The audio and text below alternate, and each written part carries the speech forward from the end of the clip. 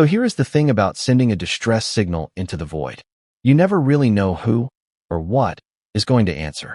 And when Station Commander Velix pressed that emergency beacon with all three of his trembling appendages, he certainly was not expecting the cavalry to show up in the form of the galaxy's most notorious nightmare species. But I am getting ahead of myself. Let me back up. My name is Kix, and I was the communications officer aboard Science Outpost Gamma-Seven. Was past tense, because what happened over the next 72 hours fundamentally changed everything I thought I knew about survival, sanity, and those absolutely terrifying bipeds from Sol 3. It started on what the humans would call a Tuesday. Not that we measure time that way, but they insist on labeling everything, even the days when your entire world goes sideways. We were conducting routine atmospheric analysis on the gas giant below when the proximity alarms went berserk. And I mean berserk. Lights flashing, sirens wailing, the whole dramatic setup. Velix's vocal sacs inflated with panic. Pirates. Karvoth raiders. 15 ships, incoming fast. 15. We had zero defensive capabilities. Our station was a research facility, not a military installation. We studied clouds and chemical compositions, not combat tactics. The Karvoth, on the other hand, studied violence with the dedication of tenured professors. Send the distress call, Velix ordered, his bioluminescent patches flickering between purple and deep red. All frequencies. Anyone who can hear us. I did. I sent that call screaming across every channel we had access to. Alliance frequencies, commercial lanes, even the old emergency bands nobody used anymore. My manipulators were shaking so badly, I nearly knocked over my algae supplement. The Karvoth ships arrived exactly 14 minutes later. Their leader, a scarred brute named Thaxer, appeared on our view screen with what I can only describe as a predatory grin. Sharp teeth, sharper intentions. Science station, he growled, his voice like gravel being chewed by a rock crusher. Your data cores and supplies now belong to the Karvoth Collective. Surrender immediately, or we start venting compartments. Your choice. Velix tried negotiating. He really did. He offered them our food stores, our non-essential equipment, even our entertainment archives. Thaxer just laughed. It was not a pleasant sound. You have 10 minutes to evacuate your core systems, Thaxer said. Then we are coming in. That was when things got interesting. My console beeped. Incoming transmission. Alliance frequency. I almost cried with relief. The Alliance had heard us. The peacekeepers were coming. We were saved. Except the voice that crackled through was not speaking any Alliance language I recognized. Science Outpost Gamma-Seven. This is UESS Defiant. We picked up your distress call. Hang tight, folks. The cavalry is on the way. The accent was strange. Blunt. Oddly cheerful considering the circumstances. I checked the ship registry with mounting confusion. UESS. United Earth Space Service. Earth. The Deathworld. The planet where everything was actively trying to kill its inhabitants. And the inhabitants responded by becoming the most stubborn, reckless, impossible-to-kill species in known space. Commander, I said, my voice squeaking higher than I intended. We have a response. From humans. Velix's patches went completely white. Fear white. Humans? How far out are they? I checked the navigation data they had transmitted. Then checked again, because surely I had read it wrong. They say for minutes. 4. That is impossible. The nearest jump point is 3 light hours away. The human voice came back, and I swear I could hear the grin in it. Yeah, about that. We have been doing some modifications to our drives. Safety regulations are more like suggestions where we come from. Dropping out of slip space in 3, 2, 1. The Defiant appeared on our sensors like a ghost materializing from nightmares. She was not a large ship, not compared to the Karvoth cruisers. But there was something about her lines, her aggressive angles, the way she moved through space like a predator that had spotted prey. Thaxer apparently noticed too. His expression shifted from smug to confused to something approaching concern. Unknown vessel. You are interfering with Karvoth operations. Leave now or be destroyed. There was a pause. Then that human voice came back, and all the cheerfulness had evaporated, replaced by something cold and sharp. Karvoth Raider Fleet. This is Captain Marcus Webb of the Defiant. You have exactly 30 seconds to break off your attack and jump out of this system. After that, we start shooting. And trust me when I say you really do not want us to start shooting. Thaxer snarled. 1 ship against 15? You are either brave or stupid, human. Yeah, we get that a lot, Webb replied. 20 seconds. The Karvoth opened fire. What happened next? I'm still not entirely sure I believe, even though I watched it with my own optical organs. The Defiant moved. Not like a ship, like something alive. She rolled, twisted, accelerated in ways that should have turned her crew into paste against the bulkheads.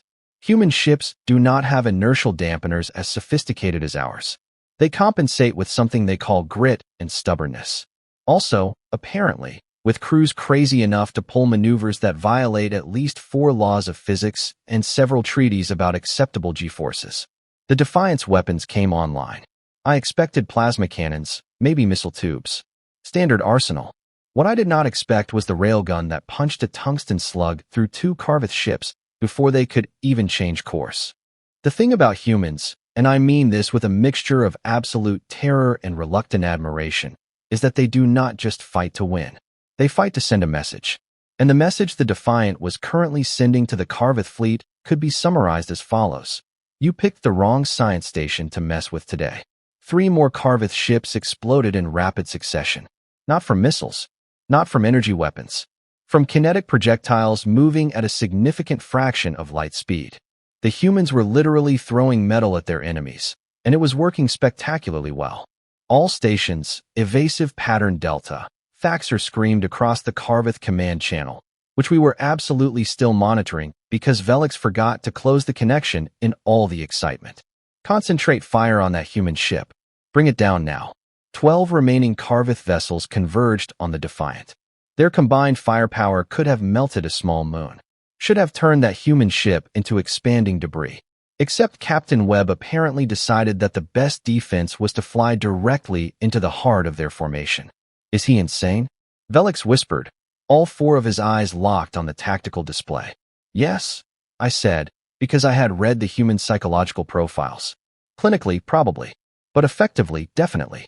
The Defiant spun through the Karvoth formation like a dancer at a festival, except this dance involved point-blank railgun fire and what the humans call countermeasures, which is a polite term for dumping clouds of metal chaff, decoy drones, and apparently just random chunks of debris into space to confuse targeting systems. It worked. The Karvoth ships were shooting at ghosts, at shadows, at each other. Meanwhile, the Defiant was systematically dismantling them with the precision of a surgeon and the enthusiasm of a child destroying a sandcastle. Another 3 ships went dark. Thaxter's voice was climbing octaves. Retreat. All ships retreat to jump coordinates. Oh no you don't. Webb's voice cut across the channel. You wanted to play pirates. Let's finish the game. What remained of the Karvoth fleet tried to run. The Defiant chased them. At speeds that made our sensor operator physically ill just tracking them. 2 more raiders exploded before they could charge their jump drives. The final 4 made it out. Barely. Limping and smoking and probably re-evaluating every life choice that led them to this moment. Silence fell across our station. The kind of silence that happens when your brain is trying to process what your eyes just witnessed. The Defiant swung around, her engines glowing that distinctive blue that meant human fusion drives operating at maximum output, and took up a protective position near our station. Science Outpost Gamma-Seven, this is Captain Webb. Threat neutralized. You folks okay in there? Velix found his voice first. It only cracked twice. We are. Yes, we are undamaged. Captain, that was, your crew. The way you. How did you? Practice, Webb said, and I could hear the grin returning. Also coffee. Lots of coffee. Listen, we're going to dock and make sure those pirates did not leave any surprises behind. That okay with you? Yes, absolutely. Please. Thank you. 20 minutes later, I got my first in-person look at actual humans. Captain Marcus Webb came aboard with 3 of his crew. They were tall, taller than I expected, and they moved with this casual confidence that probably came from living on a planet where the weather could kill you and the wildlife considered you a snack. Webb extended his hand toward Velix, who stared at it with confusion until the human explained it was a greeting gesture. They shook. Velix looked like he was being blessed by a deity and threatened by a predator simultaneously. Sorry about the dramatic entrance, Webb said. We were running patrol exercises nearby when we caught your signal. Lucky timing. Lucky for us, I managed to squeak out. Unlucky for the Karvoth. One of the other humans, a woman with short dark hair and a scar across her cheek, laughed. They learned today why you don't mess with people under Earth's protection. But we are not under Earth's protection, Velix said carefully. We are an independent research station. Alliance-affiliated, but neutral. Webb shrugged. You sent a distress call. We answered. That makes you under our protection. At least until we are sure you are safe. The third human, a massive individual who had to duck through our doorways, was scanning the corridor with some kind of handheld device. Captain, picking up some residual energy signatures. Looks like the pirates were trying to hack into their data systems before we showed up. Can you lock it down? Already on it. They worked quickly, efficiently, and with a running commentary that involved technical jargon mixed with what I can only describe as trash talk directed at the Karvoth's hacking skills. Within an hour, they had secured our systems, repaired 2 critical hull breaches we had not even noticed yet, and somehow convinced our food synthesizer to produce something they called pizza. It smelled weird. They ate it anyway, with obvious enjoyment. So, Webb said, sitting in our observation lounge with a slice of the strange food in hand, you are probably wondering why Earth is out here, this far from our space. The question had occurred to us, Velix admitted. Exploration. Patrol. Making friends. Webb took a bite, chewed thoughtfully. Also making sure everyone knows that if you call for help, someone will come. Even if that someone is from a death world and flies like a maniac. The woman, whose name was Lieutenant Kira Voss, snorted. He is being modest. Command sent us specifically to monitor this sector. Karvoth activity has been increasing. They have been hitting soft targets. Research stations. Colony supply ships. Places that can't fight back. Not anymore, Webb said quietly. Word will spread. They hit one of our response zones. They deal with us. And that was when I understood. The humans were not just answering distress calls. They were sending a message to every pirate, raider, and petty warlord in this part of space. Touch the helpless, face the Deathworlders. It should have been terrifying. Maybe it was. But sitting there, watching Captain Webb share his weird food with our traumatized crew, listening to his people laugh and joke while simultaneously running security protocols, I felt something unexpected. Safe. The humans stayed for 6 hours. They left us supplies, upgraded security codes, and direct communication access to Earth's patrol network. Webb shook hands with everyone, even me, and his grip was firm but gentle. Controlled strength. Take care of yourselves, he said at the airlock. And if you ever need help again, just call. We will come running. The Defiant detached and jumped out in a flash of twisted space. We stood there, all of us, staring at the empty space where the human ship had been. Well, Velix said finally, his patches cycling through colors that indicated profound confusion mixed with gratitude. That happened. I went back to my station and filed my report. The Alliance observers would probably dismiss it as exaggeration. They would say no ship could move like that. No crew could fight like that. No species would actually race across space to help strangers for no strategic benefit. They would be wrong. Because I was there. I saw the Deathworlders answer our call. And I will never forget it. Neither, I suspect, will the Karvoth. So what did you think? Did this story surprise you? Let me know your thoughts in the comments below. If you enjoyed this sci-fi story, please hit the like button. It really helps the channel grow. And don't forget to subscribe for more mind-blowing science fiction stories every week.